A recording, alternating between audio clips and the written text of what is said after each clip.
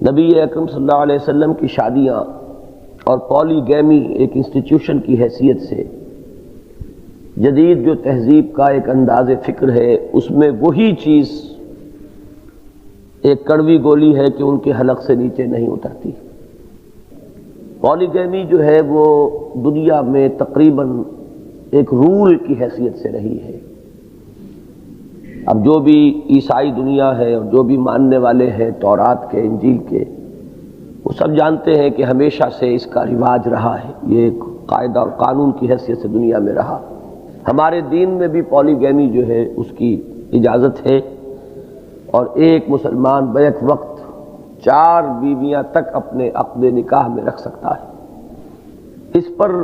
اصل میں مرد اور عورت کا جو بالکل مساوی ہونے کا تصور ہے حقوق کے اعتبار سے، وہی بات ہے کہ جو بنیادی طور پر غلط ہے۔ میں نے تفصیل سے جمعوں کی اپنی تقاریر میں اس پر روشنی ڈالی ہے کہ مرد اور عورت کا بحیثیت انسان مساوی ہونا یہ اور بات ہے، اور بحیثیت شوہر اور بیوی مساوی ہونا یہ بالکل دوسری بات ہے۔ بحیثیت انسان مرد اور عورت مساوی ہیں بنیادی حقوق میں، لیگلی بھی اور مورلی بھی، لیکن جب ان کے درمیان ایک رشتہ ازدواج قائم ہوتا ہے، ایک شوہر اور ایک بیوی کی حیثیت جب اختیار کرتے ہیں، تو الرجال قوامون علی النساء، مرد عورتوں پر حاکم ہے۔ یہ اصل الاصول ہے قرآن مجید کا۔ اس لیے کہ اگر اس کو ہم تسلیم نہ کریں تو خاندانی نظام جو ہے وہ مستحکم نہیں رہتا۔ کسی بھی ادارے کے 2 بالکل مساوی اختیار رکھنے والے سربراہ نہیں ہو سکتے، اگر ہوں گے تو اس کا نظم جو ہے درہم برہم ہو جائے گا۔ دوسری طرف اگر ہم فزیولوجی کو سامنے رکھیں تو میرے نزدیک تو پولی گیمی شوڈ بی دی رول۔ یہ دوسری بات ہے کہ حالات اجازت نہ دیتے ہوں اور انسان کے لیے جو بھی ہمارے معاشی حالات ہیں، سماجی حالات ہیں، وہ اس کو الاؤ نہ کریں، ورنہ واقعہ یہ ہے کہ پولی گیمی شوڈ بی دی رول۔ اس کی وجہ یہ ہے کہ سیکس لائف مرد اور عورت کی، اس میں زمین و آسمان کا فرق ہے۔ مرد کی سیکشول لائف جو ہے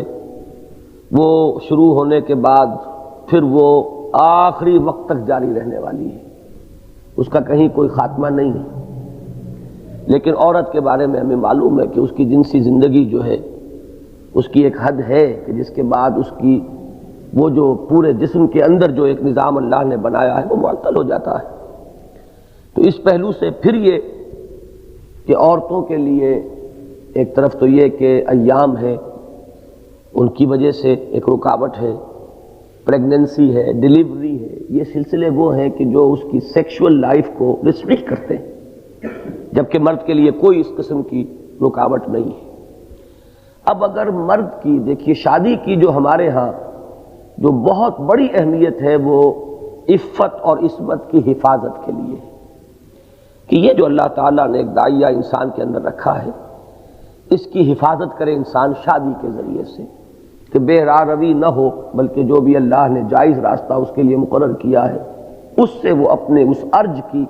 سیٹسفیکشن جو ہے وہ حاصل کر سکے۔ تو اب ظاہر بات ہے کہ اگر یہی مقصد ہے تو پھر مساوی نہیں ہو سکتے مرد اور عورت شادی کے اعتبار سے۔ اگر سیکشول ارج کا، سیکشول لائف کا اس طرح کا معاملہ ادھر انٹرپٹڈ بھی ہے، لمیٹڈ بھی ہے، ادھر ان انٹرپٹڈ ہے، ان لمیٹڈ ہے، تو یہ چیز بالکل غیر منطقی، غیر معقول، ان سائنٹیفک ہے کہ ایک مرد کے ساتھ صرف ایک ہی عورت کی شادی ہے۔ یہ ہے اصل الاصول میرے نزدیک۔ اور مغربی معاشرے میں اور اب ہمارے معاشرے میں بھی بے شمار قسم کی خباثتیں اسی کی وجہ سے پیدا ہوتی ہیں۔ اس خاص عمر میں آنے کے بعد عام طور پر جو ہے وہ گمان کیا جاتا ہے کہ شاید مرد جو ہے وہ بھی اب بوڑھا ہو گیا ہے، اسے کوئی احتیاج نہیں ہے، حالانکہ معاملہ مرد کا وہ نہیں ہوتا، اور خرابیاں پیدا ہوتی ہیں۔ اور یورپ میں بھی اب شادی چاہے ان کے ہاں وہ ایک ہوتی ہو، لیکن آپ سب جانتے ہیں کہ جس طریقے سے ان کے ہاں کیپس کا معاملہ بھی ہے اور معاملات چلتے ہیں، تو منطقی بات اور زیادہ سائنٹیفک بات تو وہی ہے، الا کہ ایک انسان جو ہے وہ اتنی مقدرت نہ رکھتا ہو اور سپورٹ نہ کر سکتا ہو ایک سے زیادہ وائفز کو، تو وہ معاملہ دوسرا ہے۔ میرے نزدیک وہ بات جو ہے وہ استثنائی ہے، رول جو ہے وہ پولی گیمی ہے۔ بہرحال نبی اکرم صلی اللہ علیہ وسلم کی شادیوں کے سلسلے میں یہ ہے کہ وہ 4 کی حد سے بھی زیادہ ہے. یہ ہے اختصاص کا معاملہ حضور کے، اس لیے کہ حضور کی شادیوں کے معاملے میں صرف سیکس کا معاملہ نہیں تھا، بلکہ وہ جو معاشرہ تھا جس میں کہ حضور نے انقلاب برپا کیا ہے تو اس کے بھی کچھ حالات کے تقاضے تھے. اس دور میں ہمیشہ یہ ہوتا تھا کہ بڑے گھرانوں میں باہمی رشتہ اور تعلق جو ہے اس کے قائم ہونے سے وہ راستے کھلتے تھے کام کے لیے. اب بھی بعض معاشروں کے اندر وہ چیزیں موجود ہیں. تو حضور کی شادیوں میں یہ بھی معاملہ ہے.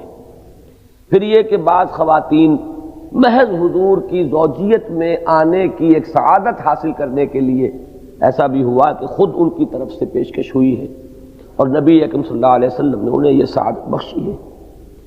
پھر تیسرے یہ کہ چونکہ عام مسلمانوں کو اس بات کی اجازت تھی کہ وہ کسی کو طلاق دے کر، اگر 4 ہیں تو ان میں سے ایک کو طلاق دے کر وہ کسی اور سے اگر نکاح کرنا چاہتے ہیں، ان کی طبیعت کے اندر میلان شدید پیدا ہو گیا ہے تو ان کے لیے گنجائش تھی.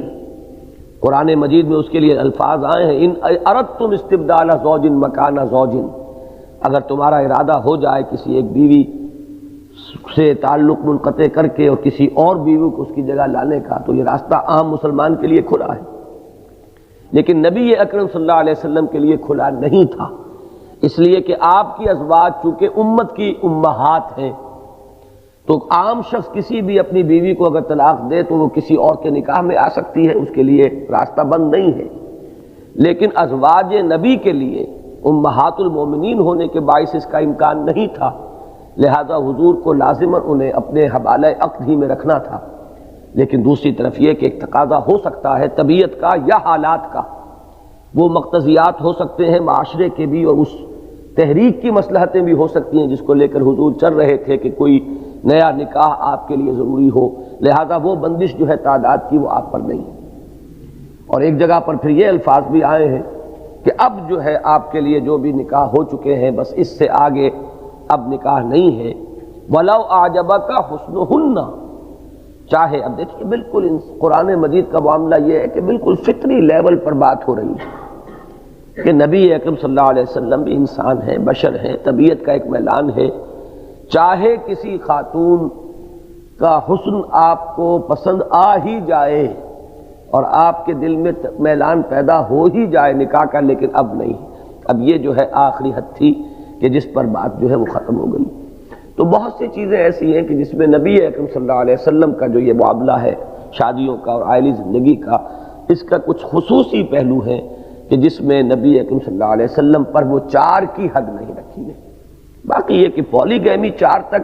یہ تو اسلام میں ہے،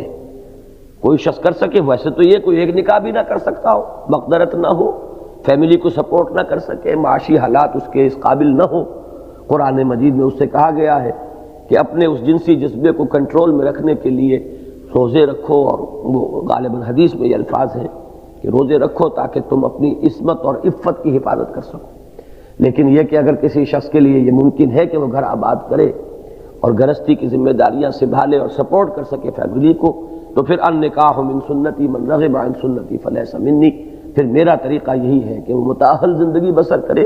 گھریلو زندگی ہو، خاندانی زندگی ہو، شادی بیاہ کرے، گھر بسائے اور رہے. تو یہ ہے اصل میں بنیادی بات شادی کی ترغیب. پھر یہ کہ مرد اور عورت کے درمیان سیکس لائف کے اعتبار سے جو فرق و تفاوت ہے اس کے اعتبار سے مرد کو پولی گیمی کا حق، اور پھر یہ کہ حضور کے معاملات چونکہ بعض خصوصی تھے اس لیے اس میں 4 کی بھی تحدید نہیں بلکہ اس سے زائد آپ کے نکاح میں ازواج مطہرات رہی ہیں.